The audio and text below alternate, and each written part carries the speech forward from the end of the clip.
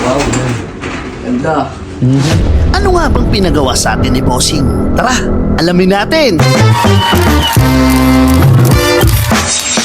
Umpisahan natin sa pag-flex ng unit ni Bossing at eto yung mga kailangan natin i-repair sa unit niya. Nadisgrasya kasi si Bossing mga kadip kaya marami-rami yung kailangan nating ayusin dito sa unit ni Bossing. Pagkakalas ni Boss MJ ng unit ni Bossing, eto pinasbreak niya kay Boss Roland at nakatulog na nga. Aray ko! Kakalasin na natin isa-isa yung mga panel na kailangan natin ayusin sabay lilihain. At yung mga kailangan naman natin i-repair or tahiin, syempre mano-mano natin tatahiin niya gamit ang pangmalakasan nating plastic welding. At nang matapos i-repair, lilihain nila ulit. Tapos ibabalik nila sa akin upang repairin naman ulit yung likod naman at lalagyan natin ngayon ng fiber putty. At syempre, mamasilyahin na din. Sabay huhugasan, then sasabunin, tapos banlaw na din. Rekta apply ng plastic promoter. At pagka flash off, primer surfacer naman agad. At ayun mga ka-jeep, natapos na natin sila i-prep. Ngayon naman, ito sila mga ka-jeep, naka-ready na sila for priming. Kaya i-apply na natin ngayon yung ating pinaka-primer surfacer. Inuna nating i-primer yung PP plastic dahil matagal matuyo. Ngayon naman yung mga minasilya at pinrep natin, kailangan rin natin yan applyan ng primer. Pagka flash off, syempre i-apply naman natin ngayon yung base coat. At dahil may honeycomb combination tayo na puti, rekta hydro dipping naman tayo. At nang ma-activate na, sabay-sabay naman namin sila ilulubog. At pagkaahon, konting flex, sabay rekta na agad apply ng ating chameleon white. Maging yung mga nilubog natin kanina, applyan natin ng chameleon white. At nang matapos na lahat, bago natin i-clear coat, i-flex natin yung effect. Makikita nyo namang buhay na buhay yung chameleon na nilagay natin. Maging sa part na nilubog natin, talagang naipantay natin siya mga kadip. At hindi ko na nga pala ito patatagalin at i-apply natin yung ating clear dahil rekta na tayo agad sa pagkakabit ng kaha ni Bossing dahil nandito na siya upang pick upin at kilatisin yung unit niya. At tignan na din natin ngayon kung ano yung magiging reaction ni Bossing kapag nakita niya yung unit niya.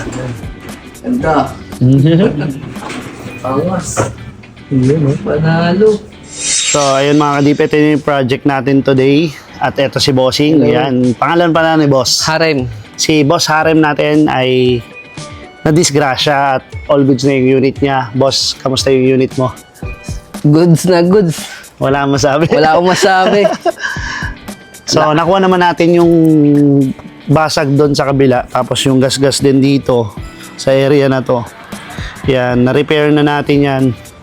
At na-powder coat na rin natin yung mga dapat ma-powder coat like yung lever ni Bossing, tapos yung mags, tapos yung swing arm niya. Yan.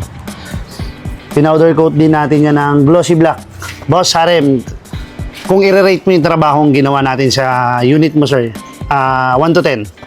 1 to 10, lalagpas tayo sa 10 eh. Hindi ko Yun. masabi lagpas ako sa 10. Lagpas sa din. So, nakuha naman natin yung perfect score dahil sa project natin na Honda Click version 3. Bossing, baka may gusto kang i-shoutout. Pagkakataon mo na yan, i-shoutout mo na yung dapat i-shoutout natin. Shoutout sa mag-ina ko kay Remy Ann tsaka kay Joanne. Yun, Bossing, maraming salamat. Thank you na At po, boss. kahit madaling araw na, talagang pick up mo pa yung unit mo, sir. Maraming salamat po. Thank you, sir. Thank you. Siyempre, sa mga Team Paul Works natin, Boss MJ. Antok na. Yun, maraming salamat ulit, boss. Thank you, sir. Diyan natatapos yung project natin na Honda Click version 3 ni Boss Harem. Muli, Bossing, maraming salamat sa pagtitiwala sa Polworks Hydrographics. At pasensya na nga po pala sa mga hindi natin nare-replyan dito sa page. Bukod sa sobrang busy ay sobrang dami po talagang nakapila ngayon. Kaya kung may gusto po tayong ipagawa ay pumunta na lang po tayo sa mga branches na pinupost natin dito sa page. At available pa din ang ating 50% discount sa lahat ng ating branches. So paano? Kita-kits next vlog. To God be the glory. Ride safe!